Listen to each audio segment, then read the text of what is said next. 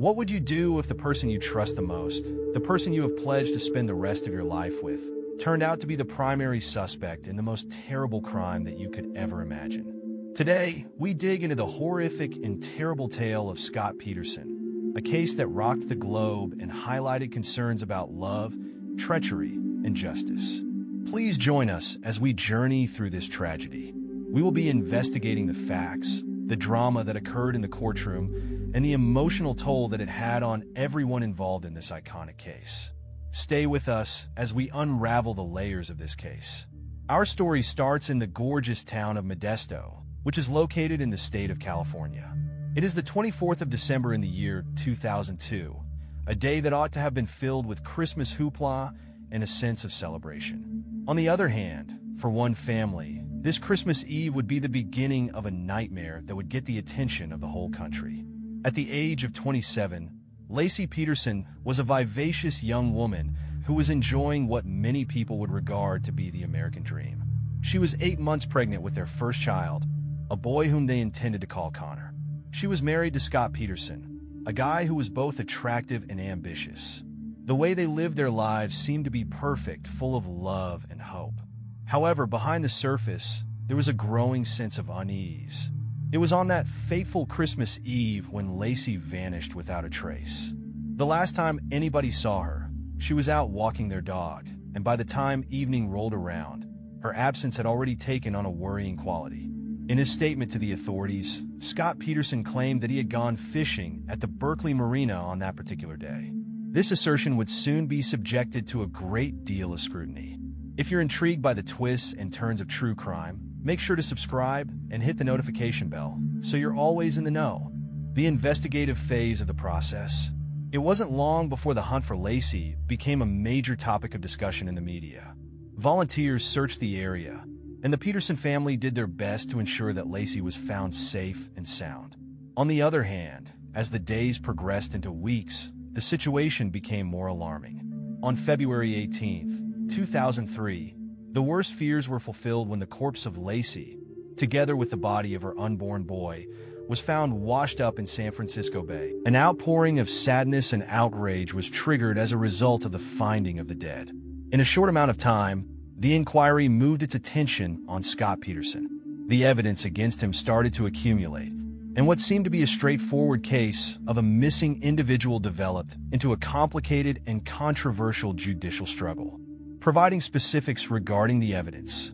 As the investigation progressed, Scott Peterson's account began to fall apart. In his original statement, he said that he had gone fishing by himself on the day that Laci vanished. However, the authorities discovered inconsistencies in his account. First and foremost, the place where he claimed to go fishing was not the same as the spot where the corpses were found. More alarming information was uncovered as a result of further research. It was a transaction that sounded unusual considering that Scott claimed to have been going on a casual fishing excursion when he really acquired a boat. On top of that, his actions caused eyebrows to be raised. It was observed by his friends and relatives that he seemed detached and did not exhibit any signs of discomfort. In addition to this, he provided a number of contradictory accounts on his whereabouts and activities on the day that Laci disappeared. Following Laci's abduction, Scott had a chat with her family, which turned out to be one of the most incriminating pieces of evidence. Even though he subsequently attempted to minimize the significance of his intentions to depart the nation, he was captured on tape discussing those plans.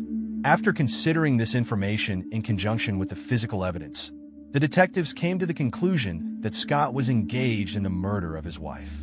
The 2004 conviction of Peterson for murder in the first degree in the tragic deaths of his wife, who was pregnant, and unborn baby dates back to many years. Life without parole was the new punishment meted out to Peterson after he had already been condemned to death. A proposal to have a fresh trial in 2022 was denied. Missing since Christmas Eve 2002, 27-year-old Laci Peterson was 8 months along in her pregnancy when she was reported missing. Allegedly, Peterson murdered Laci sometime between December 23rd and December 24th, and then disposed of her corpse in the Berkeley Marina by dumping her body off his fishing boat. On March 12th, Peterson is scheduled to participate in the hearing over Zoom. while attorneys from the Los Angeles Innocence Project will be present in person before Judge Elizabeth Hill. Peterson, who is now 51 years old, has been behind bars for more than 2 decades. Another crucial point in the inquiry came when Amber Frey, the woman Scott had been having an affair with in secret when his wife vanished, called the police.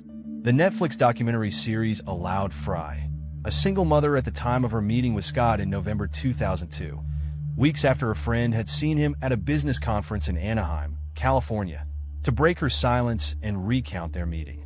A drama in the courtroom. There was a media circus around the trial of Scott Peterson. An overwhelming number of journalists, legal experts, and spectators were present in the courtroom. The prosecution created an image of a man who had painstakingly planned and carried out the murder of his wife in order to get out of his duties. Their argument was that Scott's actions and the evidence led to a crime that was committed with premeditation. However, the defense argued that Scott was being framed and that the evidence was circumstantial. They also said that the evidence was circumstantial. The argument that they presented was that the prosecution's case was constructed not on solid evidence, but rather on guesswork and emotive appeals. The trial was not just a war of facts, but also a struggle of views held by the general public. Scott Peterson's manner, the way in which the media portrayed him, and the emotional effect that the situation had on Laci's family were all key factors that contributed to the formation of the narrative. In the course of the case, which became a national spectacle, people were split about whether Peterson was guilty or innocent. Love diving deep into the world of true crime? Make sure to subscribe and turn on notifications to join us for more compelling cases every week. The decision and its consequences. A long-lasting impression was made on the public mind as a result of the Peterson case. It brought to light the nuances of domestic abuse, as well as the risks associated with investing unquestioning faith in the people we care about. Additionally, it brought up concerns about the influence that the media plays in determining the results of court cases and the ethics of high-profile trials. Some concluding regards. There have been 2 competing films uncover new information about Scott Peterson, a former death row convict who is now fighting to clear his record 21 years after his pregnant wife Laci Peterson died. The tale of Scott Peterson serves as a sobering reminder that not everything is as it seems, and that the individuals we believe we know the best from a personal standpoint may often be hiding the most sinister secrets. It is a case that continues to fascinate and horrify us, and it leaves us with a frightening question. How well do we really know the people who are closest to us?